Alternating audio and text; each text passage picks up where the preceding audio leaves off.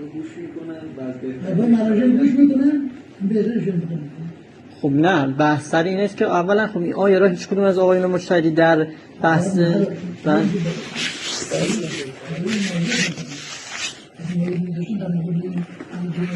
نه مثلا بروجردی که حالا شما یا مثلا آقای آخوند خراسانی و امثالهم در اثبات تقلید ایشون میفرمایند که آیات قرآن هیچ کدوم دلالت بر تقلید نداره. حالا هر کدومی که الان یکی از علمای قدیم که مثلا آیت الله بروجردی شما در حدیثی رو نگاه کنید همه فرینه. بعد این آیه ربطی به تقلید تعبدی نداره، تو بحث تعلیم و تعلمی.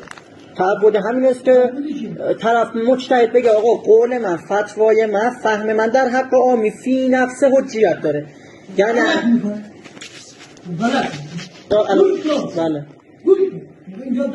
نه ما داریم بحث علمی میکنیم، بحث علمی داریم میکنیم ما که دعوه که از جسارت که من میکنم. من دارم میگم شما رساله نوشتید، رساله خود 2 جلد داشته. الان حجت میدونین قولتون رو در حق عامیانه؟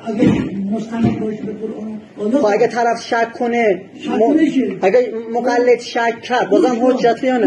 من بگم تو حرف نزن موقعی حرف نزن که بتونی جواب ببین شک کرده کنن رفته پیش یه کسی رفته پیش یه شهر مثلا رفته نزد بعد آمد خوب بعد نشد گفتم همه آقایون رو من مطمئن کنم چیزی رو همه آقایون مطمئن کنم اون هرچی گفتم که بگم نگتونه اگر بحث اینه خفشی بهتره خفشی بهتره تو میگه چیزی بیاموزی یا میخوای بیاموزی من میخوای بیاموزی خب من از شما مطالبه دلیل کردم. مطالبه دلیل من دارم میگم این قرآن شریف امام صادق علیه السلام فرمودن آیه در شأن ماست، خاصه در شأن ما اهل بیت احدی رو شامل نمیشه. عجب باری که می‌دونیم علامه فرش میشه در میشه قرآن شریف آیا قرآن محکم و تشابه نداره، ناسخ و منسوخ نداره؟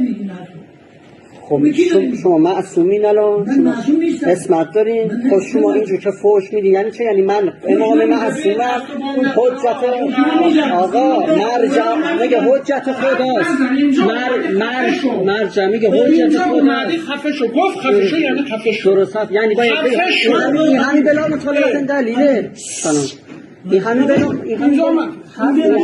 بلا حرف نزن گفتم خفه شو